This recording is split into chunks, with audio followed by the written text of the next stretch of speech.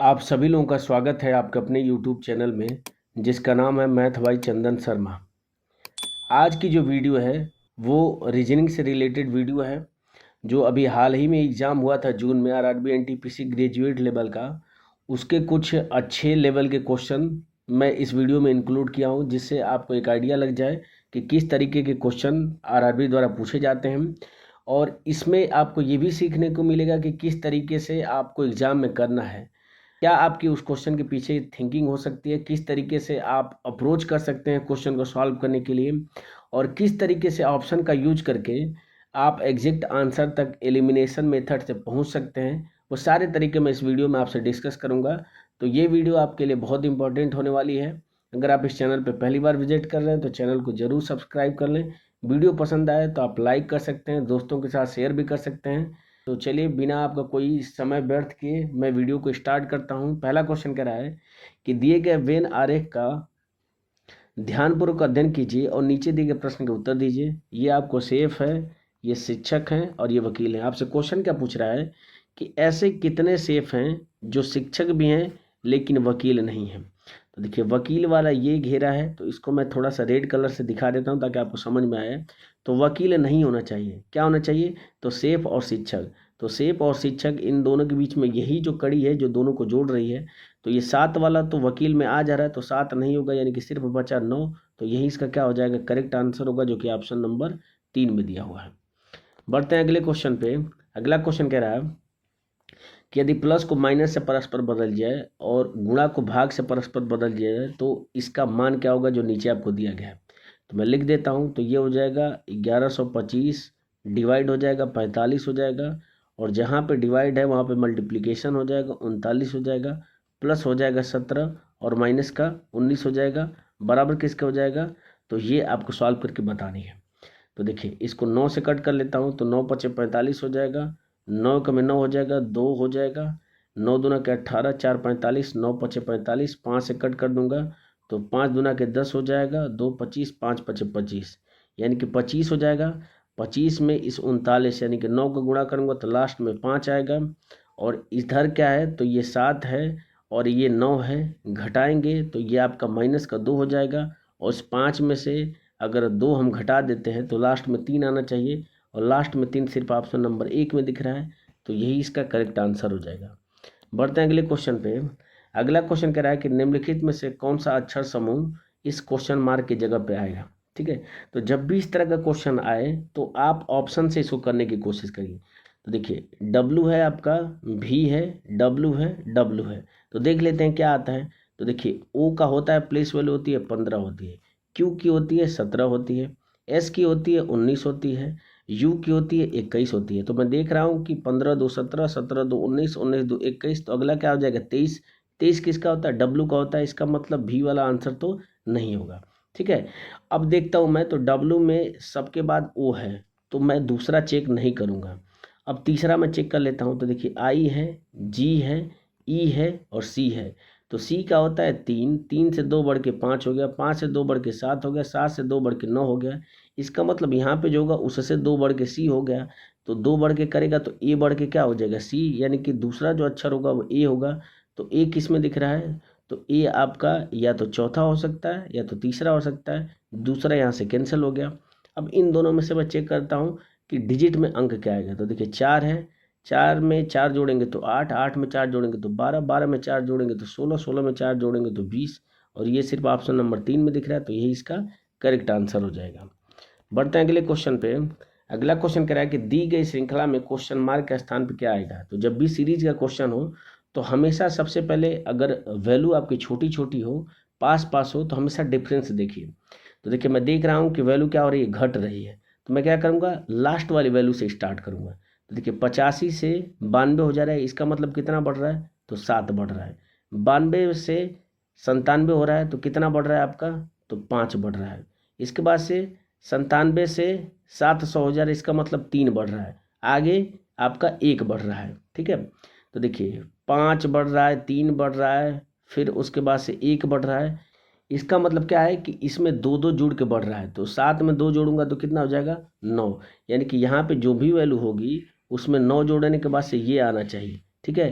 तो इसमें से सिंपल सी बात है कि 685 में से 9 में घटा दूंगा, 9 घटाऊंगा तो 15 में से 9 जाएगा तो लास्ट में 6 आएगा, और लास्ट में 6 सिर्फ ऑप्शन नंबर 3 में दिख रहा है, तो ये करेक्ट आंसर हो जाएगा। हमेशा मैं आपसे बोलता हूँ कि कभी भी आप क्वेश्चन करिए तो ऑप्शन पे एक नज़र जरूर देख लीजिए, इससे आपका क्या होता है कि कुछ समय बच जाता है। बढ़ते हैं अगले क्वेश्चन पे।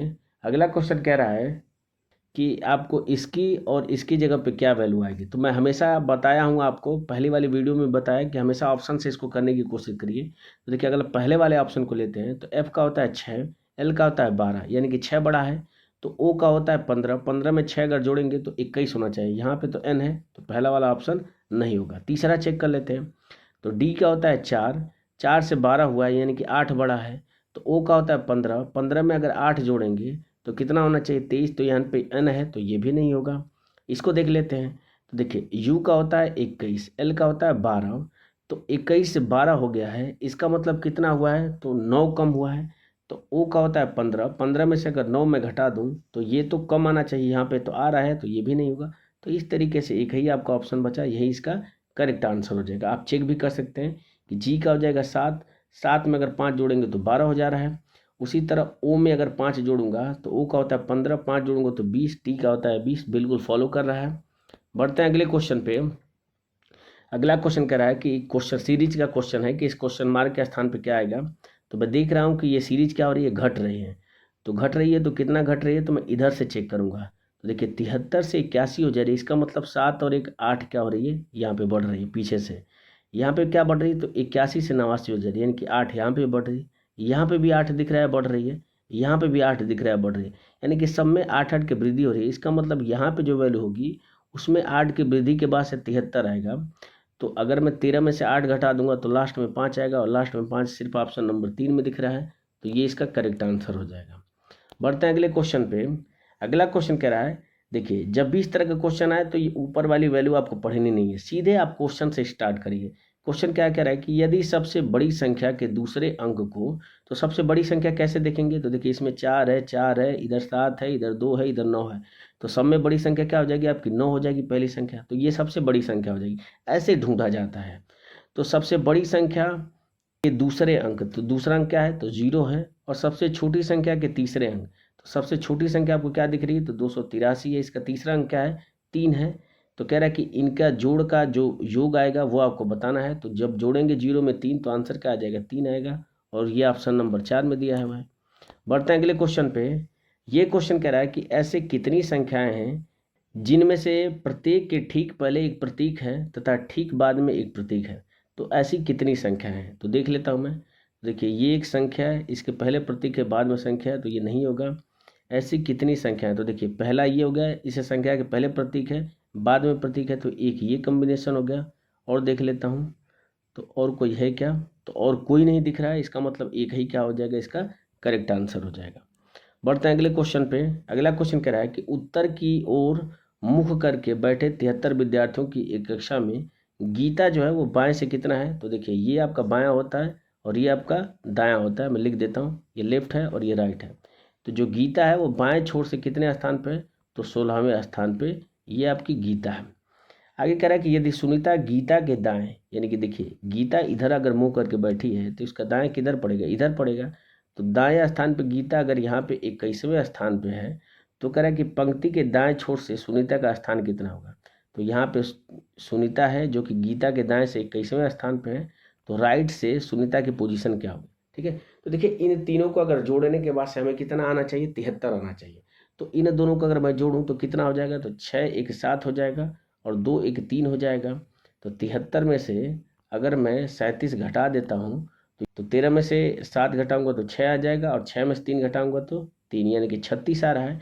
तो जो भी वैल्यू आती है उससे एक प्लस करके वैल्यू इसमें बताते हैं। कभी भी इस तरह के अगर क्वेश्चन पूछे तो हमेशा एक प्लस करके बताते हैं। अलग टाइप के क्वेश्चन होते हैं, जैसे जैसे क्वेश्चन आएगा मैं वैसे वैसे इसके पीछे का जो कॉन्सेप्ट है वो भी बताते चलूँगा। चूँकि मैं यहाँ पे सिर्फ 36 के बाद ही करेक्ट आंसर टिक कर दूंगा, क्योंकि मैं देख रहा हूँ कि सारे आंसर जो है वो बहुत दूर दूर हैं, और 36 के पास सिर्फ आपको 37 दिख रहा है, तो यही इसका करेक्ट आंसर हो जाएगा। मैं ना इसमें एक जोड़ने जाऊँगा ना एक घटाने जाऊँगा। ठीक है, और अगर आपको ये क्वेश्चन नहीं समझ में आता है तो हमेशा छोटी वैल्यू पे आप देख लीजिए। जैसे मान लीजिए कि 11 लोग हैं, ठीक है, ये मैं बता रहा हूँ आपको कि कैसे सोचा जाता है। तो 73 की जब मैंने मान लिया 11 लोग हैं, ठीक है। गीता मैं मान लेता हूँ इधर से तीसरे स्थान पे है, और इसके चौथे में मान लेता हूँ कि यहाँ पे कौन है, तो यहाँ पे सुनीता है, ठीक है। तो आप देख रहे हैं कि इधर से टोटल अगर यहाँ तक मैं जाऊँ तो 7 लोग यहाँ पे हो गए, और 11वां व्यक्ति यहाँ पे है। तो इधर से अगर मैं देखूँ तो 1 हो गया, यानी कि 7 यहाँ पे हो गया, तो 8 9 10 और ये 11 हो गया। तो कौन सा पोजीशन पे है, तो 1 2 3 4 5, पाँचवें पोजीशन पे है ना। तो उस तरीके से क्या रहा है, तो देखिए अगर मैं जोड़ूँ तो 4 और 3 7 हो जाएगा, और 11 में से 7 अगर मैं घटा दूं तो 4 आता है, लेकिन इसकी पोजीशन 5वें स्थान पे है। इसका मतलब इसमें एक हमेशा जोड़ना पड़ेगा। तो इसीलिए जो 36 आया है, इसमें मैं एक जोड़ के 37वां पोजीशन बताया हूँ। तो कभी भी इस तरह का बड़ा से बड़ा क्वेश्चन आए, आप छोटा सा उदाहरण बना के समझ लीजिए और उसके बाद से इसको सॉल्व करिए, आपका क्वेश्चन कभी भी गलत नहीं होगा। बढ़ते हैं अगले क्वेश्चन पे। अगला क्वेश्चन कह रहा है कि एक निश्चित तर्क के अनुसार 67 जो है वो 74 से संबंधित है, उसी तर्क के अनुसार 13 20 से संबंधित है। तो कह रहा है कि उसी तर्क के अनुसार 52 निम्नलिखित में से किससे संबंधित होगा। तो मैं लिख लेता हूँ, तो 67 किससे संबंधित है, 74 से। 13 किससे संबंधित है, तो 20 से। तो सबसे पहला मैं क्या करूँगा कि इन दोनों का अंतर निकालूंगा मैं। तो देख लेता हूँ कि क्या इन दोनों का अंतर बराबर है। देख रहा हूँ कि इसका अंतर 7 है, यहाँ पे भी अंतर 7 है, इसका मतलब अंतर 7 आ रहा है। तो इस 52 से 7 अंतर करके मैं देख लेता हूँ, या इसमें 7 जोड़ के देख लेता हूँ। तो 52 में 7 जोड़ूंगा तो 59 आपको ऑप्शन में दिया है, तो यही इसका क्या हो जाएगा, करेक्ट आंसर हो जाएगा। बढ़ते हैं अगले क्वेश्चन पे। अगला क्वेश्चन कह रहा है कि आपको ये पूरा डायग्राम दिया गया है, इसमें जो निर्देश दिया गया है वो क्या क्या दिया गया है, आपको मैं पढ़ के सुना देता हूँ। कि यदि पहला घटक एक प्रतीक है, तो मैं देख लेता हूँ कि क्या मेरा पहला घटक प्रतीक है, नहीं है, तो पहले वाले को मैं पढ़ूंगा ही नहीं। आगे बढ़ता हूँ। यदि पहला घटक एक विषम संख्या है, तो बिल्कुल एक विषम संख्या 5 है, तो इसको मैं पढ़ूंगा। तो अंतिम घटक एक सम संख्या है, तो अंतिम घटक एक सम संख्या है, बिल्कुल ये फॉलो कर रहा है। तो पहले और अंतिम घटकों के स्थान पे क्या लग जाएगा, तो ये वाला चीज मतलब जो साइन है ये लग जाएगा। तो आंसर में मैं देख ले रहा हूँ कि पहले तो सब में दिया है, तो इस सब में हो जाएगा। और क्या कर रहा है, यदि दूसरा और तीसरा दोनों घटक पूर्ण वर्ग है, तो यहाँ पे दूसरा और तीसरा दोनों पूर्ण वर्ग नहीं है, तो बस क्या करेंगे, बाकी जो जिसका कूट है वो डायरेक्ट लिख देंगे। तो देखिए इसका कूट क्या है, एंड का, तो एंड का कूट m है, तो उसके बाद से क्या होना चाहिए, m होना चाहिए। यहाँ पे तो d है तो ये नहीं होगा, यहाँ पे m है, इसमें m है, ठीक है। अब क्या है, 3 है, तो 3 के लिए कूट क्या है, तो 3 के लिए कूट है d, तो देख लेता हूँ d, तो सब में d है। अब उसके बाद से देख लेता हूँ, तो एट द रेट के लिए कूट क्या है, तो जेड है, तो देख लेता हूँ कि डी के बाद से जेड, तो देखिए इसमें डब्लू है, तो ये भी नहीं होगा। उसके बाद से देख लेता हूँ, तो 7 के लिए क्या है, तो डब्लू है, तो 7 के लिए इसमें तो पी आ गया, तो ये भी नहीं होगा। तो इस तरीके से ऑप्शन नंबर 2 इसका क्या हो जाएगा, करेक्ट आंसर हो जाएगा। हमेशा ऑप्शन एलिमिनेट करके रीजनिंग के क्वेश्चन को सॉल्व करने की कोशिश करिए, इससे आपके एक्यूरेसी जो मतलब सही होने की एक्यूरेसी है वो आपकी इंक्रीज होगी। आप आजमा के इसको देखिएगा। बढ़ते हैं अगले क्वेश्चन पे। अगला क्वेश्चन कह रहा है कि सुंदर बिंदु ए से चलना शुरू करता है। मैं डायरेक्शन बता देता हूँ आपको, ये होता है ईस्ट होता है, ये वेस्ट होता है, ये नॉर्थ होता है और ये साउथ होता है। इसी के हिसाब से आपको चलना है। तो कह रहा है कि 12 किलोमीटर ए से चलना शुरू करता है। मान लेता हूँ मैं ए ये है और इससे चलना शुरू करता है, तो 12 किलोमीटर पूर्व चलता है, तो 12 किलोमीटर हो गया। उसके बाद से बाएँ मुड़ता है, तो बाएँ मतलब इधर मुड़ेगा। उसके बाद से कितना चलता है, तो 9 किलोमीटर चलता है। फिर वह बाएं मुड़ता है और 13 किलोमीटर चलता है। तो देखिए यहाँ पे तो 12 हो गया, इसका मतलब थोड़ा सा आगे जाएगा, यानी कि यहाँ पे आया। फिर वो कह रहा है कि बाएं मुड़ता है और 11 चलता है, तो यहाँ पे तो 9 हो गया, यानी कि इससे आगे यानी कि कुछ आगे आएगा, तो यहाँ पे आ गया। अब कह रहा है कि फिर अंतिम बार वो बाएं मुड़ता है और 1 किलोमीटर चलता है, तो देखिए 1 किलोमीटर चलेगा तो यहाँ पे पहुँच ही जाएगा। ये मैं लिख देता हूँ कि ये 11 किलोमीटर चला है, और ये कितना चला है, तो 13 किलोमीटर चला है, ठीक है, और ये 1 किलोमीटर चला है, ठीक है। तो यहाँ पे पहुंचा। अब क्या कह रहा है कि बिंदु ए पर फिर से पहुंचने के लिए, यानी कि यहाँ से ए पर पहुंचने के लिए उसे कितनी दूरी और किस दिशा में ड्राइव करना चाहिए। तो देख लीजिए, तो टोटल जो डिस्टेंस है ये आपकी 11 है, 9 यहाँ पे ख़त्म हो गया, तो ये वाली दूरी कितनी हो जाएगी, 2 हो जाएगी। और किस दिशा में चलना है, तो उत्तर की दिशा में चलना है, तो 2 किलोमीटर उत्तर किस में दिया है, तो ऑप्शन नंबर 2 में दिया है, तो ये इसका करेक्ट आंसर हो जाएगा। बढ़ते हैं अगले क्वेश्चन पे। अगला क्वेश्चन कह रहा है कि अंग्रेजी वर्णमाला क्रम पर आधारित निम्नलिखित 4 अक्षर समूहों में से 3 एक निश्चित तरीके से समान है, जो असंगत है उसका चयन कीजिए। तो मैं सबकी इसमें से किसी भी 3 ऑप्शन को मैं चेक करूंगा, जैसा कि मैं हमेशा बताता हूं।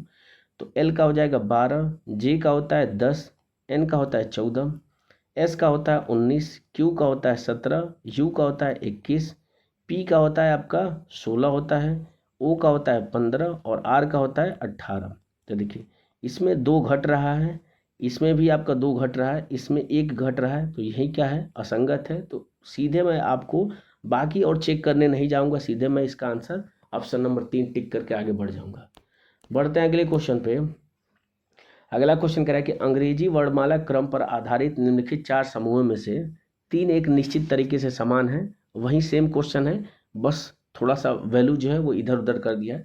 तो मैं उसी तरीके से इसको भी करूंगा। तो एस का हो जाएगा 19, डब्ल्यू का होता है 23 होता है, यू का होता है 21, वाई का कितना होता है तो 25 होता है।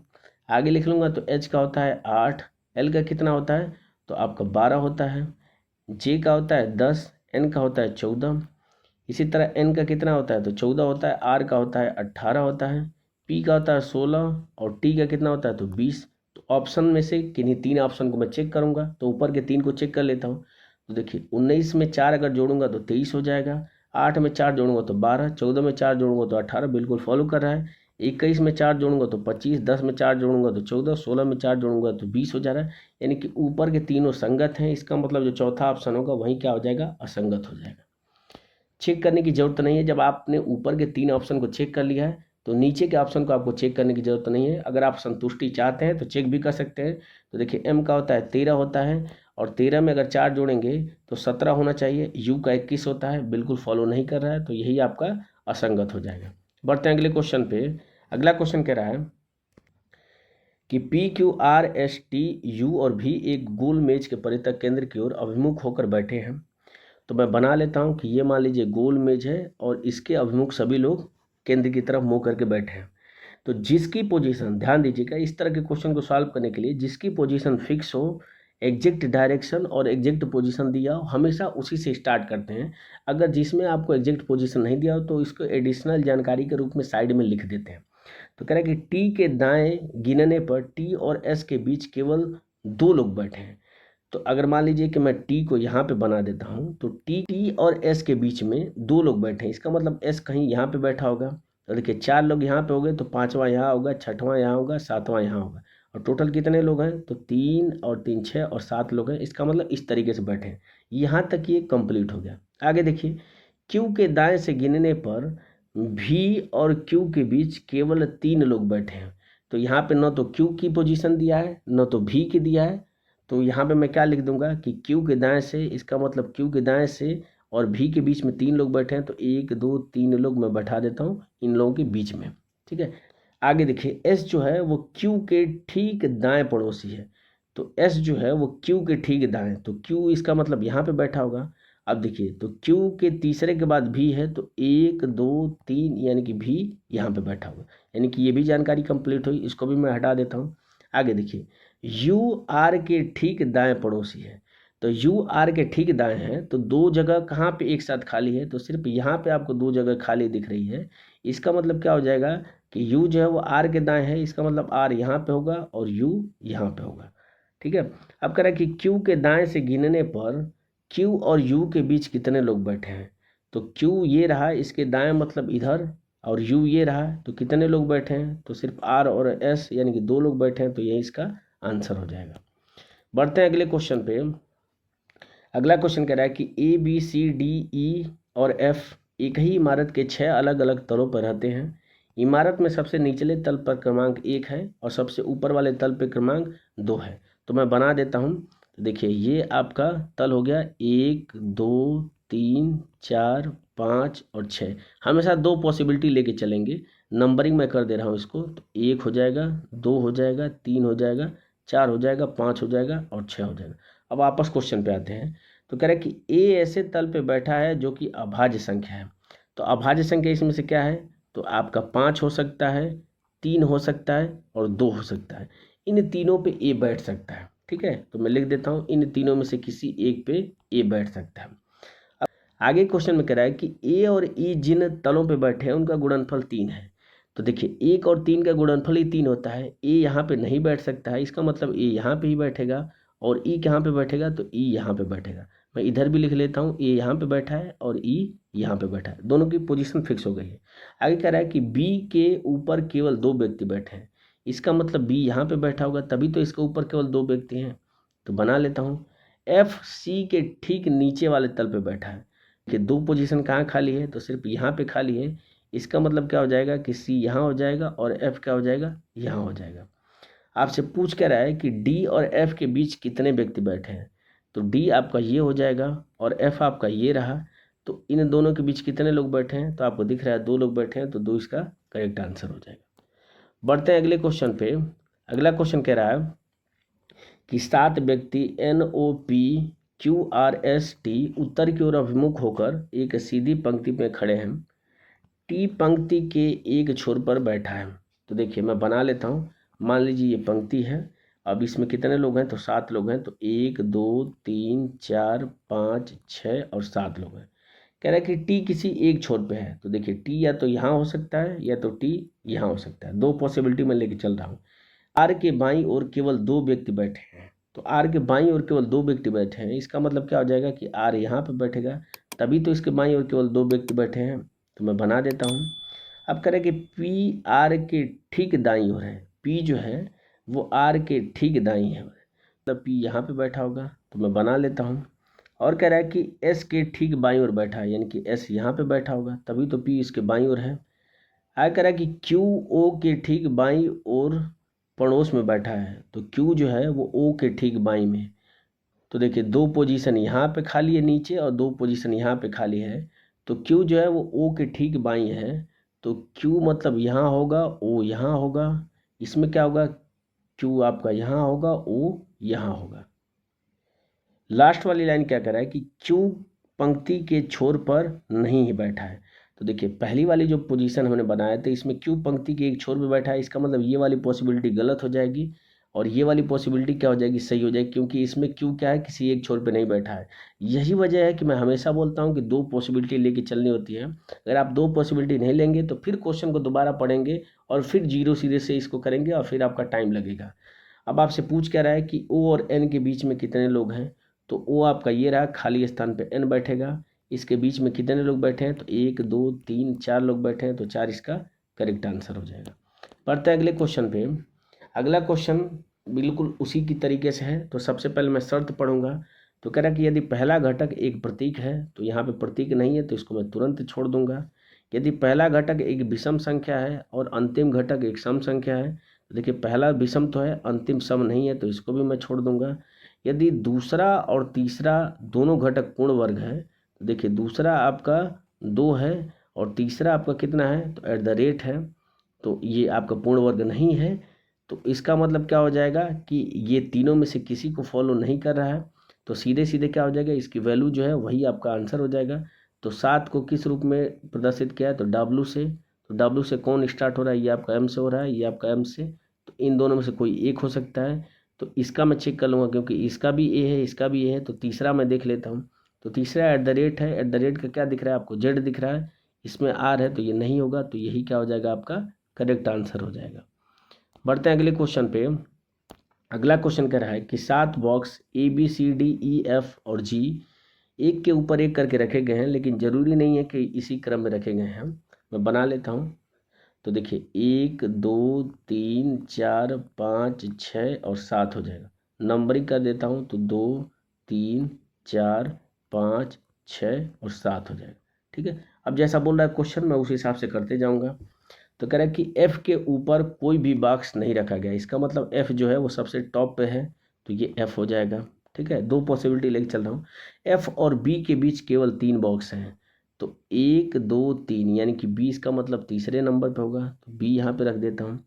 G और D के बीच केवल एक बॉक्स रखा गया है, तो G और D के बीच में केवल एक बॉक्स रखा गया है। अब मुझे पता नहीं कि G कहाँ पे है और D कहाँ पे है, तो इसको साइड में लिख लेता हूँ मैं।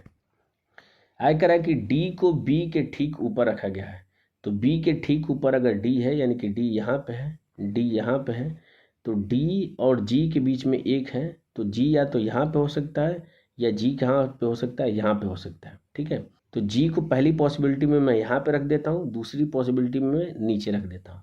आगे कह रहा है कि जी और सी के बीच में केवल 4 बॉक्स रखे गए हैं। तो यहाँ से चेक कर लेता हूँ, तो 1 2 3 4 जी करूँगा तो सी आपका एफ की जगह पे चला जाएगा, यानी कि ये वाली पॉसिबिलिटी तो गलत हो जाएगी। यहाँ पे देख लेता हूँ, तो 1 2 3 4 यानी कि सी आपका यहाँ पे आएगा, बिल्कुल कर रहा है। आगे कह रहा है कि ए को ई के ऊपर रखा गया है, तो ए को ई के ऊपर रखा गया है, इसका मतलब ई आपका यहाँ पे हो जाएगा, ए आपका यहाँ पे हो जाएगा। बस हो गया। अब जो आपसे पूछ रहा है उसका आंसर बता दीजिए। तो कह रहा है कि डी के नीचे कितने बॉक्स रखे गए हैं, तो डी के नीचे आपको कितने बॉक्स दिख रहे हैं, 3 बॉक्स दिख रहे हैं, तो इसका आंसर क्या हो जाएगा, 3 हो जाएगा। बढ़ते हैं अगले क्वेश्चन पे। अगला क्वेश्चन कह रहा है कि अंग्रेजी वर्णमाला क्रम पर आधारित दी गई श्रृंखला में क्वेश्चन मार्क के स्थान पर क्या आना चाहिए। तो चेक कर लेते हैं। तो देखिए, एक्स का होता है आपका 24 होता है, यू का होता है 21 होता है, आर का होता है 18 होता है, ओ का होता है 15। तो देख रहा हूँ कि 15 और 3 18, 18 और 3 21, 21 और 3 24, इसका मतलब इसमें से 3 घटाऊंगा तो 12 हो जाएगा। 12 किसका होता है, तो एल का होता है, इसका मतलब ये दोनों ऑप्शन तो नहीं होंगे। दूसरे को चेक कर लेता हूँ। तो देखिए, बी का होता है 2, वाई का कितना होता है, तो 25 होता है, भी का होता है 22 होता है, एस का कितना होता है, तो 19 होता है। देखिए, 19 और में 3 अगर जोड़ूँ तो 22 हो जाएगा, 22 में 3 जोड़ूँ तो 25, 25 में 3 जोड़ूंगा तो 2, तो इसमें 3 जोड़ूंगा तो इसका मतलब 16 में 3 जोड़ूंगा तो 19 आएगा। तो 16 किसका होता है, पी का होता है, तो ये इसका करेक्ट आंसर हो जाएगा। टी नहीं होगा, तो ये भी ऑप्शन रॉन्ग हो जाएगा। बढ़ते हैं अगले क्वेश्चन पे। अगला क्वेश्चन कह रहा है, फिर उसी तरीके से क्वेश्चन है, तो हम ऑप्शन के थ्रू इसको देखेंगे। तो पहला वाला अगर ऑप्शन लो, तो डी का होता है 4, 4 में 6 जोड़ने पे 10 हो रहा है। तो आई का होता है 9, 9 में 6 जोड़ेंगे तो 15 हो जाएगा। एन का 14 होता है, तो ये नहीं होगा। यहाँ पे देखिए, एफ का होता है 6, 6 में अगर 4 जोड़ूँ तो 10 हो जाएगा। तो आई में अगर 4 जोड़ूँ तो आई का होता है 9, में 4 जोड़ूँ तो एम हो जाएगा। बिल्कुल ये फॉलो कर रहा है। आगे चेक कर लेता हूँ। तो देखिए, ई का होता है 5, 5 में 5 जोड़ूँ तो 10 हो जाएगा। तो आई का होता है 9, 9 में 5 जोड़ूंगा तो 14, ये एन ये भी सही हो सकता है। इसको चेक कर लेता हूँ। तो एफ का होता है 6, 6 में अगर 4 जोड़ूंगा तो 10 हो जाएगा। आई का होता है 9, 9 में 4 जोड़ूंगा तो कितना हो जाएगा, एम हो जाएगा। यानी कि इन तीनों में से कोई भी ऑप्शन हो सकता है। अब अगला स्टेप चेक करना पड़ेगा। तो देखिए, एल जे का होता है 10 और एल का होता है 12, यानी कि 10 में 2 जोड़ा गया है। तो के का होता है 11, 11 में 2 जोड़ेंगे तो 13 हो जाएगा। तो यहाँ तो एच है, तो ये भी नहीं होगा। इसको चेक कर लेता हूँ। तो डी का होता है 4, 4 को अगर 12 करना है तो 8 जोड़ना पड़ेगा। के का होता है 11, 11 में 8 जोड़ूंगा तो 19 हो जाएगा। यहाँ पे तो एल है, तो ये भी नहीं होगा। तो इस तरीके से एक ही आपका ऑप्शन बचा, यही इसका करेक्ट आंसर हो जाएगा। आप जोड़ भी सकते हैं। तो जी का होता है 7, 7 में 5 जोड़ूंगा तो 12 हो जाएगा। तो उसी तरह के का 11 होता है, 5 जोड़ूंगा तो 16 हो जाएगा। पी का 16 होता है। बिल्कुल फॉलो कर रहा है। तो ऑप्शन नंबर 3 इसका करेक्ट आंसर हो जाएगा। ये क्वेश्चन कह रहा है कि अंग्रेजी वर्णमाला क्रम के आधार पर एक निश्चित प्रकार से FARM का संबंध CXOJ से है, उसी प्रकार से FRESH का संबंध COBPE से है। तो कह रहा है कि समान तर्क का अनुसरण करते हुए रिच का संबंध दिए गए विकल्पों में से किससे होगा। ठीक है, तो देखिए आर है, तो देख लीजिए आर है क्या ऊपर, तो यहाँ पे आर है। तो आर की जगह पे क्या दिख रहा है, दूसरे नंबर पे ओ दिख रहा है, यानी कि शुरुआत किससे होगी, ओ से। तो सबकी शुरुआत ओ से हुई भी है। अब देखिए आई दिख रहा है, तो आई मुझे कहीं दिख ही नहीं रहा, तो इसका मतलब मुझे कॉम्बिनेशन अब बनाना पड़ेगा। तो पहले वाले को मैं देख लेता हूँ। तो इसका नंबर ही कर दूंगा। तो 6 1, आर का होता है 18, एम का होता है 13, तो लिख दूंगा। सी का कितना हो जाएगा, तो 3 हो जाएगा, 24 हो जाएगा। ओ का 15 होता है, जे का कितना हो जाएगा, 10 हो जाएगा। अब देखिए, 6 में से 3 घटा दिया गया है। ठीक है, उसके बाद से क्या किया गया है, तो इस 1 में से 3 घटा दिया गया है, तो 24 हो गया है। फिर 18 में से 3 घटा दिया गया 15, 13 में से 3 घटाएंगे तो 10, यानी कि इसका मतलब 3 3 घटाया जा रहा है। तो ओ हो जाएगा, आई का होता है 9, 9 में से 3 घटाएंगे तो 6, 6 किसका होता है, एफ का होता है। तो ये ई वाला तो आंसर नहीं होगा। अब देखिए, यहाँ पे भी जेड है, यहाँ पे भी जेड है, तो सिर्फ लास्ट वाला चेक कर लेते हैं। तो एच का होता है 8 होता है, 8 में से 3 घटाएंगे तो 5 हो जाएगा। और 5 सिर्फ ऑप्शन नंबर 4 में ई की वैल्यू 5 होती है, तो यही इसका करेक्ट आंसर हो जाएगा, ये ऑप्शन नहीं होगा। अब अगले क्वेश्चन पे। अगला क्वेश्चन कह रहा है कि यदि प्लस को माइनस, तो मैं लिख देता हूँ प्लस को माइनस, माइनस को मल्टीप्लिकेशन, मल्टीप्लिकेशन को डिवाइड, और डिवाइड को क्या करना है, प्लस करना है, तो निम्नलिखित का मान कितना होगा। तो मैं लिखते चलूँगा। तो 32 हो जाएगा, प्लस हो जाएगा 14 हो जाएगा, प्लस को क्या लिखना है माइनस 16 हो जाएगा, माइनस को क्या लिखना है तो डिवाइड लिखना है 8 हो जाएगा, और इसमें डिवाइड बाई कितना हो जाएगा तो 4 हो जाएगा, क्योंकि मल्टीप्लिकेशन को डिवाइड में लिखना है।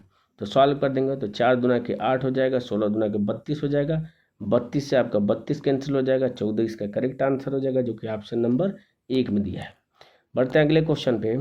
अगला क्वेश्चन कह रहा है कि फरदीन बिंदु ए से ड्राइव करना शुरू करता है और पश्चिम की ओर 13 किलोमीटर ड्राइव करता है। तो देखिए ये फरदीन है, पश्चिम की ओर 13 किलोमीटर ड्राइव करता है। फिर वह बाएं मुड़ता है और 7 किलोमीटर ड्राइव करता है। तो 7 किलोमीटर ड्राइव करता है।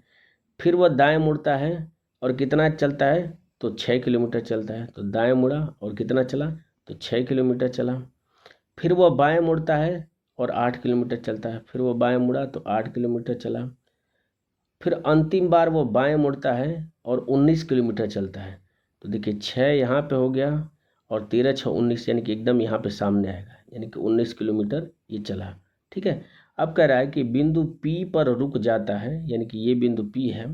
तो बिंदु A पर पुनः वापस, यानी कि इस पे वापस आने के लिए उसे किस दिशा में ड्राइव करना चाहिए और कितनी दूरी उसको चलनी चाहिए, न्यूनतम दूरी। तो देखिए दिशा आपकी क्या दिख रही है तो उत्तर की तरफ उसको चलना पड़ेगा। तो देखिए उत्तर इसमें दिया है, उत्तर इसमें दिया है, तो यानी कि ये दो ऑप्शन तो नहीं होंगे। अब देखिए दूरी आपसे पूछ रहा है, तो 7 दूरी ये हो गई, 8 दूरी ये हो गई, तो टोटल कितनी दूरी होगी 15 दूरी उत्तर की तरफ चलनी होगी, जो कि ऑप्शन नंबर 2 में दिया है। बढ़ते हैं अगले क्वेश्चन पे। अगला क्वेश्चन कह रहा है कि यदि संख्या जो कि आपको दी है में प्रत्येक सम अंक में 2 जोड़ा जाए तथा प्रत्येक विषम अंक में 2 जोड़ा जाए, तो बनने वाली जो नई संख्या में बाईं ओर से पहले अंक तथा दाईं ओर से पहले अंक का योग कितना होगा। तो देखिए बाईं ओर से क्या आ जाएगा तो 5 आ जाएगा, दाईं ओर से क्या आ जाएगा तो 3 आ जाएगा। दोनों में 2 2 जोड़ना है, तो इसमें 2 जोड़ूंगा तो ये 7 हो जाएगा, इसमें 2 जोड़ूंगा तो 5 हो जाएगा, दोनों को जोड़ दूंगा तो कितना आंसर हो जाएगा 12 हो जाएगा, जो कि ऑप्शन नंबर 2 में दिया है। बढ़ते हैं अगले क्वेश्चन पे, और ये इस वीडियो का लास्ट क्वेश्चन है। क्वेश्चन क्या कह रहा है कि एक निश्चित कोड भाषा में आपको ये दिया गया है कि ए प्लस बी का अर्थ है ए बी की माता है, ए माइनस बी का अर्थ है ए बी का भाई है, ए गुणे बी इसका अर्थ है कि ए बी की पत्नी है, और ए भागा बी का अर्थ है ए बी का पिता है। आपसे क्वेश्चन पूछ रहा है कि m plus N into O divide by P minus Q है, तो m का q से क्या संबंध होगा। तो m यहाँ पे है, q यहाँ पे है, आपसे संबंध पूछ रहा है। तो देखिए इस तरह का क्वेश्चन आपसे पूछा जाए तो इसकी मैं एक ट्रिक बता देता हूँ, एकदम शानदार सी ट्रिक है कि हमेशा अपने आप को जो लास्ट वाली वैल्यू जो पूछे वो अपने आप को मान लीजिए और लास्ट वाले से शुरू करिए। तो ठीक है, तो इसको मैं अपने आप को मान लेता हूँ, ठीक है, कि क्यों मैं हूँ। ठीक है, तो अब देखिए तो माइनस का अर्थ क्या है तो भाई है, इसका मतलब पी जो है वो मेरा भाई हो जाएगा। डिवाइड का अर्थ क्या है तो पिता, यानी कि ओ जो हो जाएंगे वो मेरे पिताजी हो जाएंगे। अब देखिए गुणा का अर्थ क्या है तो पत्नी, तो पिता की पत्नी यानी कि एन जो होगी वो मेरी माता जी हो जाएंगी। ठीक है, प्लस का अर्थ क्या है माता की माता है, यानी कि ये मेरी एम जो हो जाएंगी वो नानी हो जाएंगी। तो कह रहा है कि एम का क्यू से क्या संबंध हो जाए तो नानी हो जाएंगे, यानी कि माता की माता हो जाएंगी, जो कि ऑप्शन नंबर 3 में दिया है। मुझे नहीं लगता कि इस क्वेश्चन को करने के लिए इससे बढ़िया कोई तरीका हो सकता है। तो इस तरीके से आरआरबी एनटीपीसी में जो अभी पेपर हुआ था उसमें से मैंने सेलेक्ट करके कुल 26 क्वेश्चन लिए थे, जो कि लेटेस्ट पैटर्न पे आधारित थे, और इस तरीके से आपको एक आइडिया लग जाएगा कि किस तरीके से आपको क्वेश्चन करना है, किस तरीके के क्वेश्चन पूछे जाते हैं। तो मुझे उम्मीद है कि ये वीडियो आपको अच्छी लगी होगी। अगर वीडियो पसंद आए तो लाइक ज़रूर करें, नहीं पसंद आता है तो आप डिसलाइक कर सकते हैं। अगर आप इस चैनल पे पहली बार विजिट कर रहे हैं तो चैनल को ज़रूर सब्सक्राइब कर लें। अगर वीडियो में कुछ भी चीज़ अच्छा लगा हो तो आप कमेंट में अपनी राय और सुझाव हमें ज़रूर दीजिए। मिलते हैं आपसे अगली वीडियो में, तब तक के लिए जय हिंद और बाय।